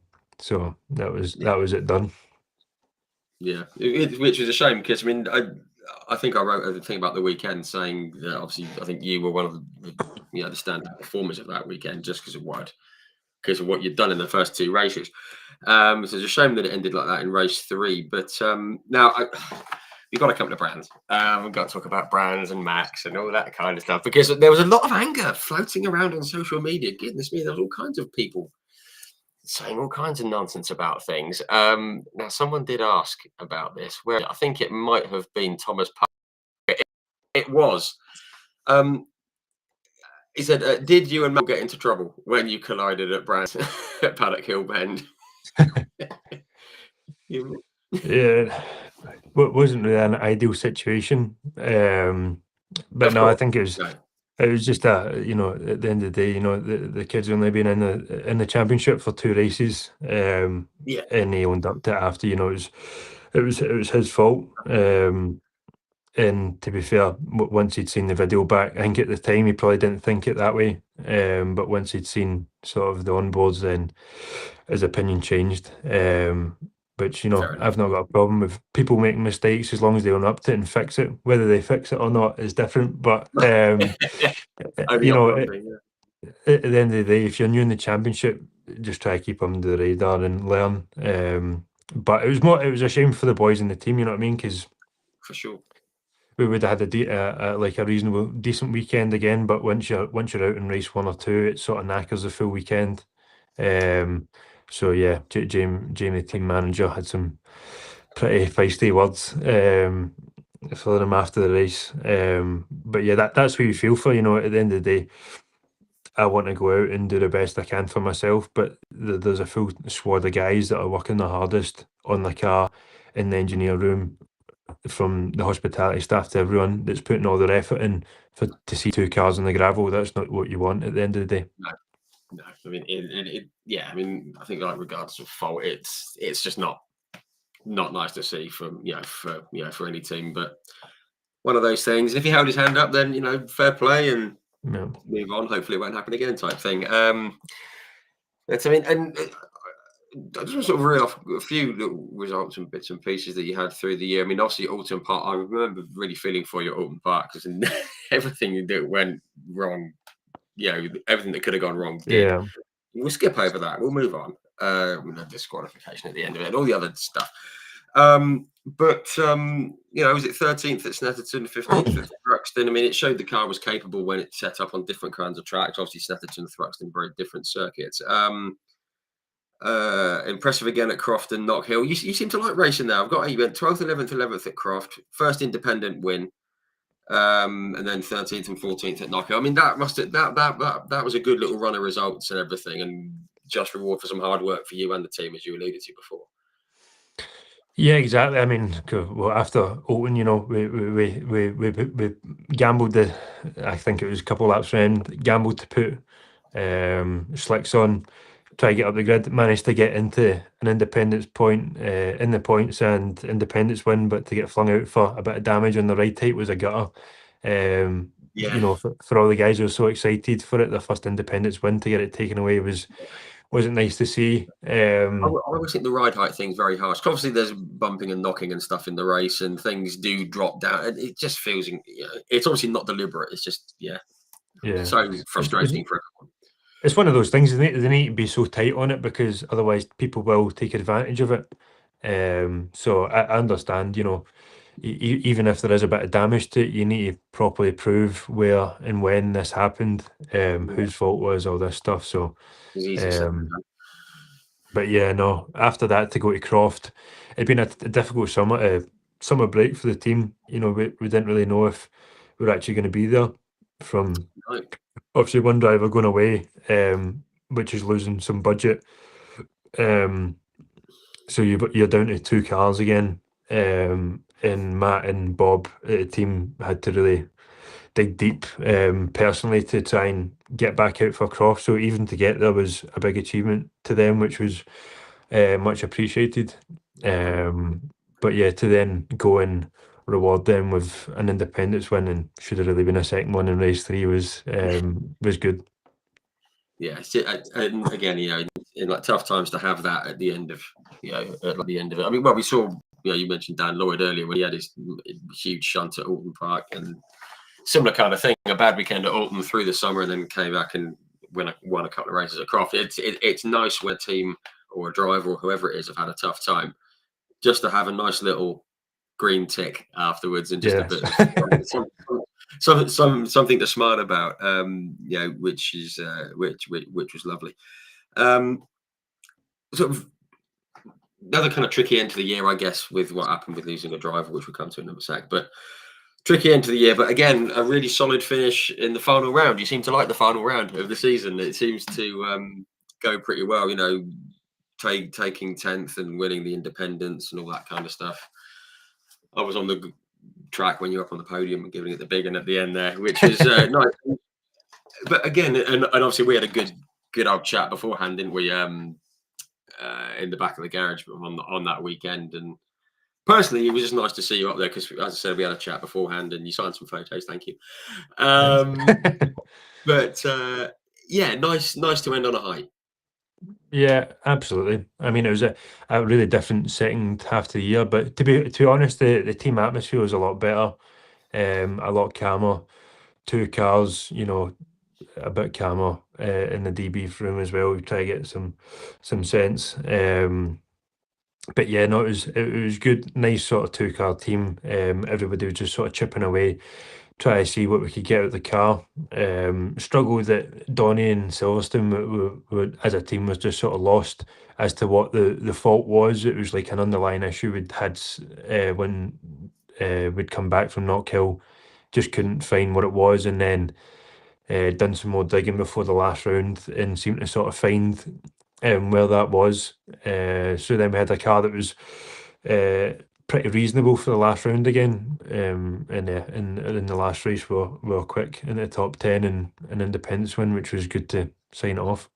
Yeah, nice way to end the nice way to end the season. And I've just got a little note I've put here, so I don't forget to say. I mean, for what it's worth, just from some bloke who's got a camera. It doesn't mean a thing, but I just said like for what it's worth, I thought the results this year didn't fully reflect what you did both as a team and like you personally. I thought, it was, as I said, you flew under a lot of radars, and it was a properly impressive season to watch, just with a bit of bad luck, in a few rounds. And hopefully, if you are back next year, hopefully the bad luck will vanish. Fingers crossed. Yes. Because it's been very cool to watch. Just want to touch on something here. I mean, we're kind of looking at getting back onto a grid. Hopefully that will happen. I just want to scroll up, and there's a couple of questions here that did come in. Where are we? 1 second. For some reason, my mouse has gone all blocky and scrolly. Here we are, Matthew Swatton. Sorry, Matthew. I'm sure you're still tuning in. Sure. Thank you, Matthew. He just said, knowing what I know now, what one piece of advice would you give to a 15-year-old you? Now, I know Matthew's about 15, so he's saying, what he's basically saying, what advice would you give me? That's what he's saying. Probably just take every opportunity that you can get.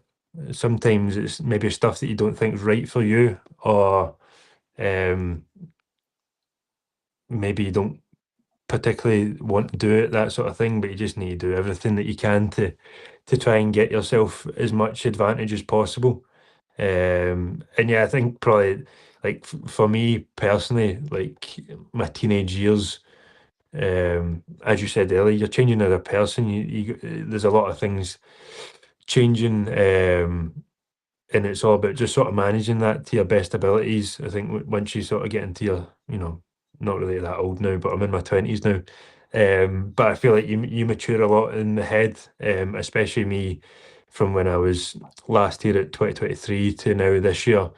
It's probably a big difference in the outlook I look at races and how I think about, I don't know, a weekend and that sort of stuff. But yeah, maybe just sort of take your age as it comes, and it's all about building experience. When you're that age, you can't go and win everything. You need to go and learn. Yeah, absolutely right. No, good stuff. I hope that's I'm sure that's a good answer for you, Matthew. And if anyone is watching, do go and check out like Matthew Swatton Racing. He's in the Junior Saloon Car Championship with Kersley Motorsports. So do go and check those guys out. That's very cool. Okay, one more thing. Oh, I was going to say about Nick Hamilton anyway, because we love Nick. Who doesn't love Nick? And I did see someone. Nick, where are we? Here we are. Oh, it's Thomas Parker again. Hello, Thomas. This is what was it like having Nick Hamilton as one of your teammates last year? And did Lewis pop in and say hi? No, no, he wasn't here this year. But no, Nick is a top. You hear me? No, Nick, he's top guy. I've got a lot of respect for him. Obviously, most people in the paddock do. You know, they see what he does Yeah. day in, day out, off the track, let alone on the track. So, you know, it's been a privilege to work with him, to see. Obviously, I've worked with him before in 2023, but with it just being sort of me and him at the end of the season, I also don't think he's really got the credit he deserves, because, you know, he's been really close to almost an independence win, and then in the points. And you know, these cars aren't easy to drive. When you look how close it is in qualifying, you're searching for those temps. Um, it is such a fine line. So as an able-bodied driver, to try find that is hard enough, let alone, you know, being disabled and doing the job he does. It's outstanding. So and he's just an all-round top guy. So a lot of Yeah. respect for him. Yeah, absolutely right. And I think there's a lot of people who don't maybe realise just how difficult it is, to drive these cars. As you say, for an able-bodied person, but for Nick to do it, it's astonishing. I mean, Yeah. he is an amazing guy, isn't he? And yeah, he just gets a lot of. I think a lot of people assume that Lewis helps him out with budgets and stuff, and Yeah. that's couldn't be further from the truth. He just completely, he doesn't take a penny off of Lewis, and I think people need to realise that as well. Yeah, exactly. But yeah, proper stand-up guy, especially when his car caught fire at Silverstone. And fair play to the team for getting that car ready for Brands, but he did that move around the outside of Graham Hill Bend in the last. That was fantastic. That got a huge cheer because everyone loves to see Nick doing well, and yeah, yes, that was great. Yeah, no, it was good to watch back. He was on it. Was he showing everyone on his phone? Was he going, guys, look, check this out? It came on, and then Nick had done a really good a good race there, and almost just got a points, and I was gutted for him, because that's what he was looking for all season. But yeah, he works so hard, and it's not easy for him. Like, even setup wise, when I go a route, he goes completely different, because the way I drive isn't the same to anyone else, and it's not always going to be. But especially for Nick, sometimes having the out and out fastest race car isn't the easiest for him to drive. It's sometimes Right. a car that can make him more comfortable, automatically he'll naturally drive faster. So I guess that was a little bit hard, where whatever I'm doing, what he's doing is pretty separate program almost. You're never running similar stuff. So at the end of the day, he's working on it himself. Him and his engineer Tom are always just working together to try and make himself go forward. But yeah, no, I think he deserves a lot more praise for what he done this year than probably what he got. Yeah, absolutely, and that's a great point about speed over comfort, and especially with his with his condition and everything. I think that's a great point. Okay, I'll touch on here. Jason Plato is back in the BTCC with a team. I'm not going to ask a direct question, but possibly something to look at. Everything's in the window, I guess. It's like silly season in F1. It's all the same, I guess, and it's all Yeah. rumours and Chinese whispers to what's going on, what they're building. But I guess you never really know. Even as a driver, a lot of drivers don't even get the deal done till a couple of weeks before the first season. Yeah. So yeah, you sort of take it as it comes. But hopefully we maybe have something in the pipeline. I'm not saying there, but maybe elsewhere, that we can try build into for next year. Yeah, fantastic. Good. I wasn't going to ask that direct question because I hate asking those direct questions. We'll let you off the hook. Very quickly, what have we got here? We're going to come. I'm going to give Dylan Stratton the credit for the question I'm going to ask in a minute, and there's another one as well. Matthew Clark. This is okay. I'm going to go to my questions, but I'm going to give you two guys credit because you've thought of them as well. Just some fun questions I'm going to wind down with, just because we've gone way over time again. We always do. I keep asking people questions. Sorry. Did you have a favorite driver when you were very young into karting and things like that? Probably when I was younger would have been Lewis Hamilton. I think I remember as a kid that iconic McLaren chrome and orange livery. I'd have this I've got a photo. I'm sure I can't remember. It was probably my 6th birthday. I've got like the suit with my birthday cake, and that's sort of like the pinnacle of anything. Having a McLaren suit at that age, and yeah, then obviously Lewis racing for him with that iconic livery. That's probably the standout. But Yeah. then when I got into my teenager and I met Sebastian Vettel, top guy. I never Wow. probably I always thought of him as the enemy. I think a lot of people did, didn't they? Because of Lewis Yeah, and this. and I think probably maybe the way the British media portrays it, but Yeah. you think he's the bad guy when he's really one of the best people I've ever met in motorsport, and he had a lot of time for me. So Wow. I'd say it was to be him.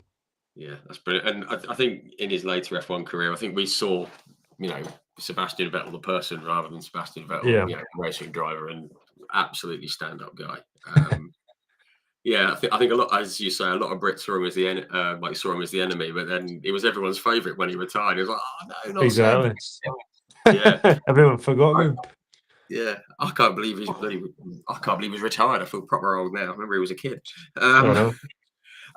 is there anyone you particularly admire now, whether it's in the BTCC or F1 or anyone like that? Anyone as a racer yourself that you particularly admire?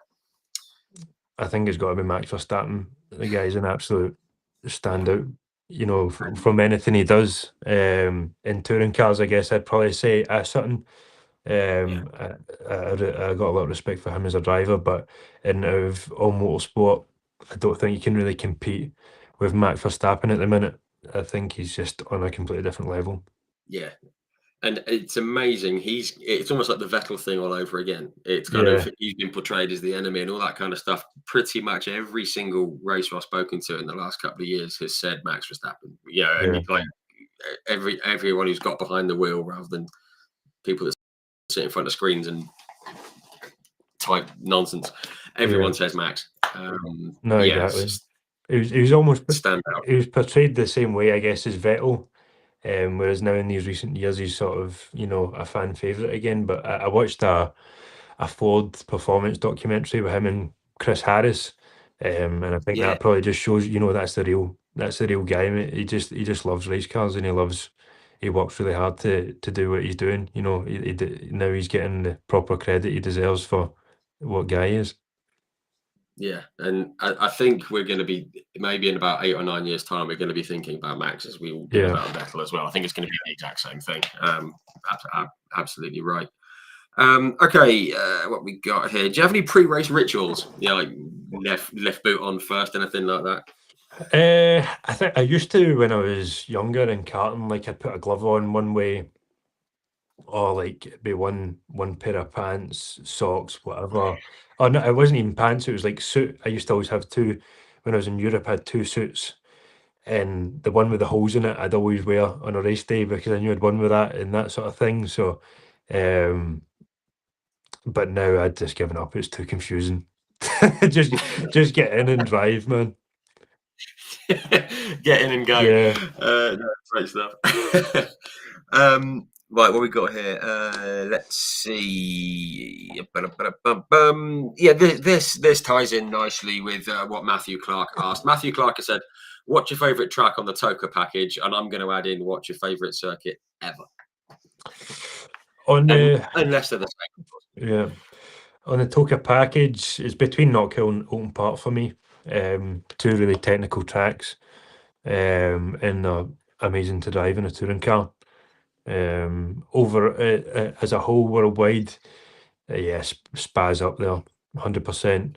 I mean, I've been around the Nürburgring. The most confusing place I've ever been. I done a race in NLS, trying to get my license last year at Nürburgring. Oh, yeah. That's the most confusing place I've ever been. So I'd like to go do more laps there, but that's a proper track. Because I I love, think I'd done about 10 laps of the place, and I still wasn't sure which way everywhere went. and I mean, I'm laughing, but because I know I'd be exactly the same. I mean, it's Yeah. a monster of a place, isn't it? I mean, and I just love it. It's been described as confusing. I totally get that. No, it's That's mega, but cool. Yeah, I think that one. Yeah, turn some more laps, and that it might be a favourite. yeah. Okay, what have we got? Was there another one? Yeah, Dylan Stratton said, "What is your?" Well, it's the exact same question as mine. So we'll let Dylan have this one. Dylan has said, "What is your favourite car you have driven and why?" I guess that's on track. Yeah. Probably different ones from. I've driven a Super Trofeo Lamborghini. Ooh, That was pretty good. I mean, I think the sound of it, you can't beat it. V10, naturally aspirated. I like a good Lambo. So that was mega. They're still obviously not quite a GT3 car, road car racking them. Other than that, the fastest car I've probably driven was the Euro Formula. right. Just ridiculous amounts of downforce. So that was a definitely an eye opener. But yeah, I'd probably say those two. Yeah, that's very good. Just on the Lamborghini thing, you're like countryman. Mr. Sandy Mitchell's been on here for a chat, and obviously he's Lambo factory driver, and he's at Barwell. He's at Vincenzo Sospiri Racing. Go and have a word. Have a word. Go and have a chat with Sandy. Exactly. Yeah, no, he's a good guy. Okay, do quickly two more questions. Is there a circuit that you'd like to race on that you haven't? That's always a good one. Eh, I'd like to go to America, to be honest, Yeah, to see what it's like out there. Also Asia, places like Suzuka, Fuji. yeah. These But yeah, circuits, aren't they look mega. Laguna Seca, all the classic tracks. So I'd like to get myself out to America at some point to go there and maybe do a bit in Asia. But we'll wait and see. Yeah, fingers crossed. That'd be cool. Good stuff. I've got to ask this, otherwise Katie Eames is going to kill me. Katie tunes into most of these chats. She's also said that it's been a great interview. So thank you very much, Katie. She always asks this though: favorite biscuit and favorite ice cream flavor. This is the Katie standard. Biscuit, to be honest, I don't even eat that many biscuits. If I was going to eat a biscuit, it'd be like, those, and they're not actually a biscuit, they're like Maryland cookies. Oh, You know the ones I mean. They're I've not got a really, full jar of those in the kitchen. I love them. yeah. I don't buy them anymore because you go to eat one and then you eat the whole pack, so it's just dangerous. But ice cream wise, just vanilla. I'm pretty bland. See, you're a man after my own heart, mate. Honestly, exactly the same. Everyone goes these flavors. You can't beat your proper vanilla ice cream, can you? No, Proper. absolutely. Great stuff. So there you go, Katie. I asked. Thank you. Okay, last question. You shared the. This is a wrong question. I'll ask it to everyone, and I don't know why, because there's no answer to it. But you shared the track with a lot of very very good drivers already. I'm just going to name just some. I mean, various series. You raced guys like Tom Levin and Josh Ratican and Alex Denning, who's done well out in the Lambos out in Asia, and obviously like Rima Jafari and all the guys from the touring cars. Aaron Taylor Smith, Josh Cook, Aiden, Bobby T. You've raced against Louis Foster, who's raced out in IndyCar, and Zane Maloney, Dino Boganovic. Gordon Shedden, Chilton Morgan, Robo Butcher, Huff, Hill, Camish, Sutton, Franco Colapinto, you shared the track with, Isaac Hadjar, Bortoletto, Behrman, Turkington, Plato, etc., etc. Is there any one of those that you shared the track with that stands out as maybe not being better or anything else, but just being different in a kind of a good way? And anyone that kind of stands out as just being, I guess, someone you admire or someone who's just really bloody good. Yeah, I mean, I guess that's the thing. Everybody's so different. They've all got good qualities. Everyone's better at different things, whether it's racecraft, a quali lap, that sort of thing.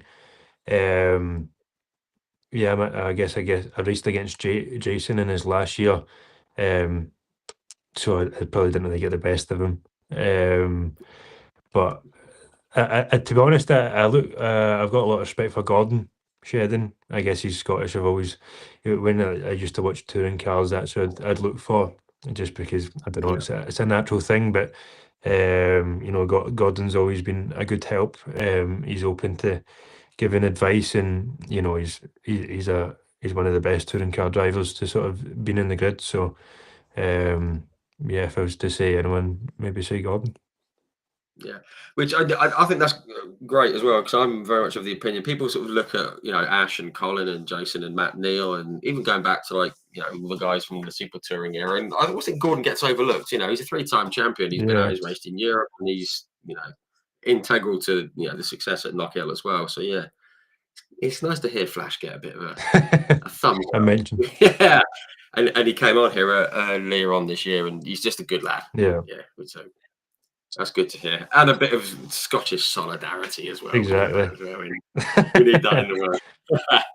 No, that's great stuff. And there we are. We've just hit 2 hours. My goodness, which is probably the perfect time just to wrap up. First, I just want to say thank you to everyone who's tuned in. There's been loads of you tuning in. All the comments are coming in. Thank you very much to all of you who've tuned in for supporting the page and the interview and everything. And everyone said that you know, Dexter's such a down to earth lad. We like that. And Katie has said you've been fab. That's you, not me. So thanks very much, guys, for tuning in. Also, but of course, the biggest thanks go to you, Dexter. Thank you very much for coming on. Glad we got it arranged, and thanks for your time at Brands Hatch and Silverstone earlier this year as well. And fingers crossed for next year, wherever it takes you. We'll wish you all the very best of luck for that. Yeah, no, exactly. Thanks very much for having me. Thanks for all the comments and everyone watching. It's been a pleasure. Yeah, great stuff. And we will be watching to see where the next step takes you. And I'm sure we'll catch up somewhere at some point as well. So great stuff. Thanks very much again, guys. We are back next week. Stay tuned to the page. We'll announce that one tomorrow. But again, thanks to you guys. Huge thanks to you, Dexter, as well. And we will see you all very, very soon.